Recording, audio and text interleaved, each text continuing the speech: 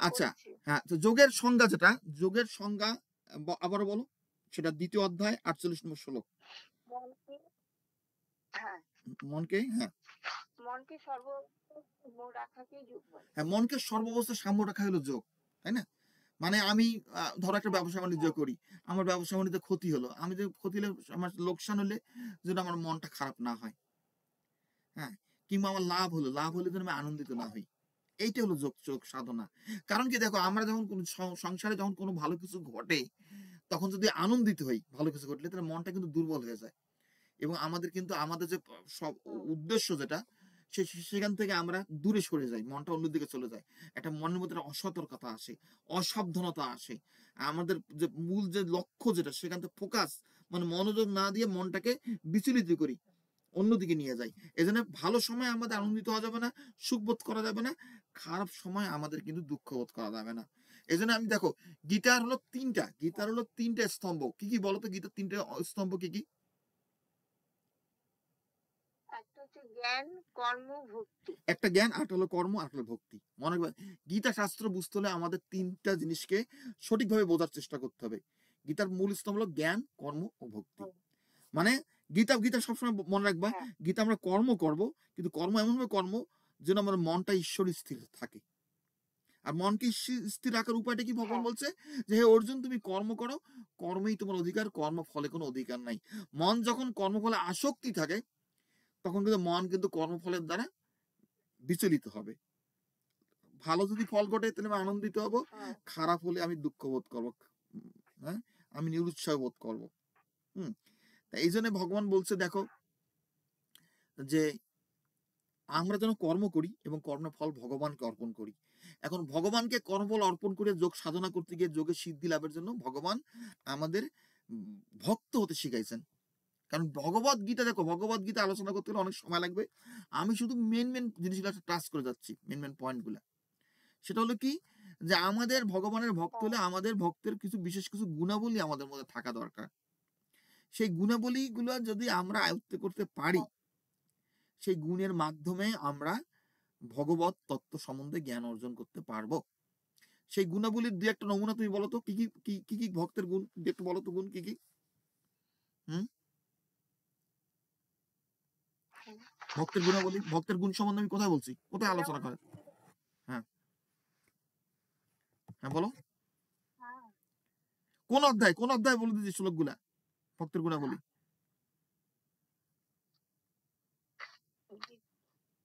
ভক্তি যোগে আছে। হ্যাঁ হ্যাঁ, কত কত নম্বর শ্লোক, ভক্তিদের কত নম্বর শ্লোক বলো, বলো। হ্যাঁ, বলছি।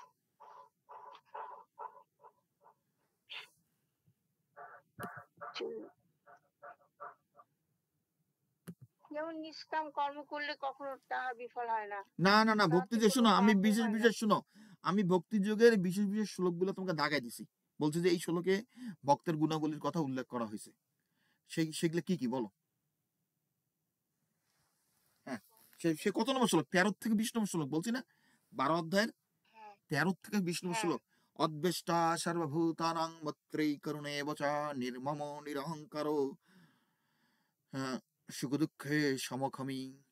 কেন ভগবানকে কথা বলছে যে অদ্বেষ্টা, যিনি কারো দেশ করেন না, যার মধ্যে হিংসা থাকে, বিদ্বেষ থাকে, তার মন কখনোই সাম্য অবস্থায় যাবে না।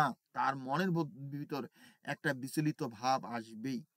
আচ্ছা না, পৃথিবীতে অনেক মানুষ আছে পরশ্রী কাতর, যারা অন্যের ভালো দেখলে, ভালো কিছু হচ্ছে দেখলে তার মন খারাপ হয়ে যায়। কেউ যদি তোমার মনে করো প্রতিবেশী, সে ব্যবসা বাণিজ্য উন্নতি করতেছে, তার মনে কিন্তু বিষাদ নেমে আসে, তার কষ্ট লাগে। তার বাড়ির পাশের বাসার কোনো একটা বাচ্চা হয়তো স্কুলে ভালো পড়াশোনা করতেছে, তোমার ছেলে মেয়ে পড়াশোনা ভালো করতেছে না, মনটা তার খারাপ হয়ে যায়।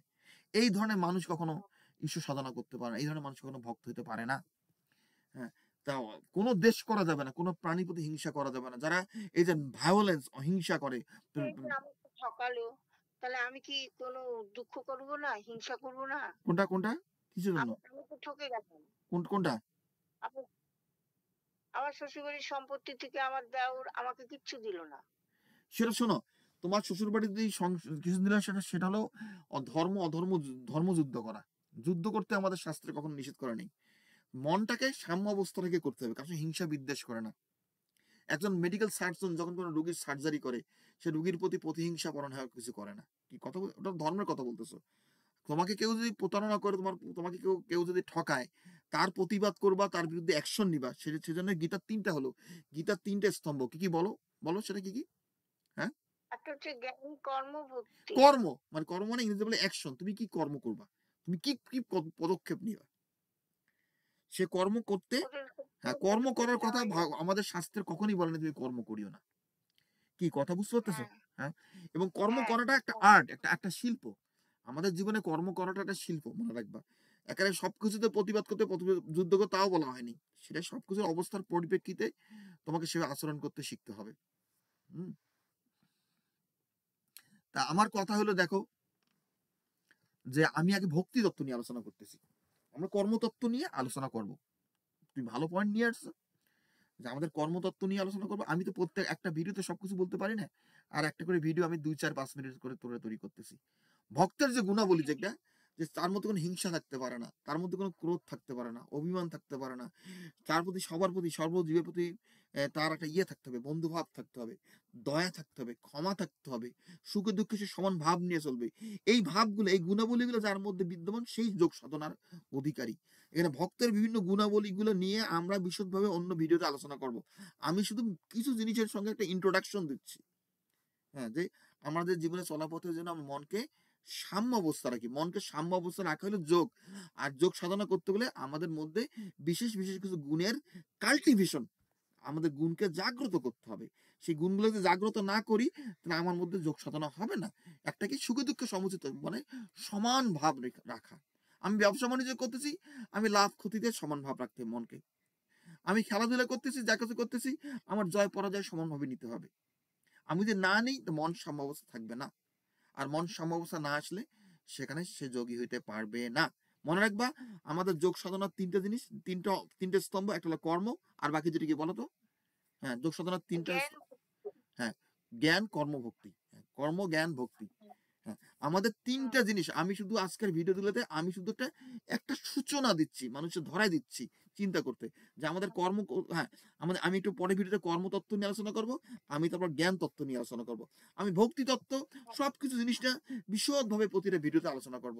তো এখন আমার ভিডিওর মূল কথা হলো কি, যে আমাদেরকে ভক্ত হওয়ার জন্য ভক্তের যে গুণাবলী, সেটা ভগবত গীতার ১২ অধ্যায়ের ১৩ থেকে ২০ নম্বর শ্লোকে বিশদভাবে আলোচনা করছে। সেই শ্লোকগুলা, হ্যাঁ, তুমি পড়ে শোনাও শ্লোকগুলো। ১৩ থেকে ২০ নম্বর শ্লোকগুলো পড়ে শোনাও। হ্যাঁ, পড়ে শোনাও। আচ্ছা। যেমন প্রত্যেকের জীবনে বাল্য, যৌবন না, ও না, না, না, না, বার্ধক্য ১২ আসে। অধ্যায়ের ১২ অধ্যায়ের ১২ অধ্যায়ের ১৩ থেকে ২০, ১২ অধ্যায়ের ১৩ থেকে ২০ নম্বর শ্লোক পড়ো। ভক্তের গুণাবলী। ও ১২।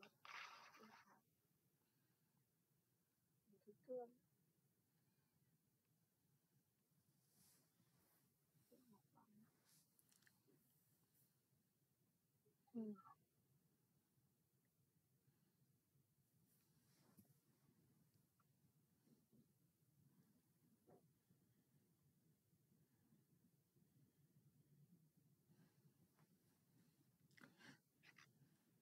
১২ অধ্যায় ভক্তি যোগ। হ্যাঁ, ১৩ থেকে ২০ নম্বর শ্লোক পড়ো। ১৩ থেকে ২০ নম্বর শ্লোক। হ্যাঁ, করছি। যদি অভ্যাসেও অসমর্থ হও, তবে আমার কর্মে না, শুনো, উদ্যোগী তুমি হও। ১৩ নম্বর শ্লোক থেকে, এইভাবে। তুমি ১৩ নম্বর শ্লোক থেকে পড়ো। হ্যাঁ, আচ্ছা। যিনি সকলের প্রতি হিংসা শূন্য, বন্ধু ভাবযুক্ত, ক্ষমাশীল, সমদর্শী, সুখে দুঃখে সমান, নিরঅহংকারী, মমত্ব শূন্য, জিতেন্দ্রিয়, সহনশীল, সদা তুষ্ট, দৃঢ় বিশ্বাসী ও যোগী, যাহার মন ও বুদ্ধি আমার প্রতি সমর্পিত হইয়াছে, তিনি ভক্ত, তিনি আমার প্রিয়। হুম। যিনি কাহাকেও উদ্বেগ দেন না, আবার কাহারও কোনো ব্যবহারে যিনি উদ্বেগ প্রকাশ করেন না, এবং যিনি আনন্দ, ক্রোধ, ভয় ও উদ্বেগ শূন্য, তিনি আমার প্রিয়। যাহার কিছু আকাঙ্ক্ষা নাই, এমন পবিত্র, দক্ষ, উদাসীন, নিষ্পৃহ, দুঃখহীন, যিনি কোনো বিষয়ে ব্যস্ত হন না, সেই ভক্তই আমার প্রিয়।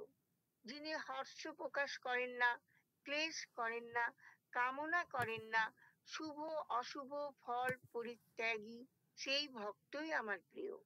আমার প্রতি ভক্তিমান যে ব্যক্তি শত্রু মিত্র মান অপমানে শীত গ্রীষ্মে সুখ দুঃখে বিচলিত হন না, যাহার কিছুতেই আসক্তি নাই, নিন্দা প্রশংসায় সমজ্ঞান, স্থির মনা, গৃহ ত্যাগ করিয়া যিনি আমাতে স্থির বুদ্ধি রাখেন, সেই ভক্তই আমার প্রিয়। যে সকল ভক্ত আমা পরায়ণ হইয়া শ্রদ্ধা সহকারে আমার এই ধর্মামৃত প্রাণ করেন, তাহারা আমার অত্যন্ত প্রিয়।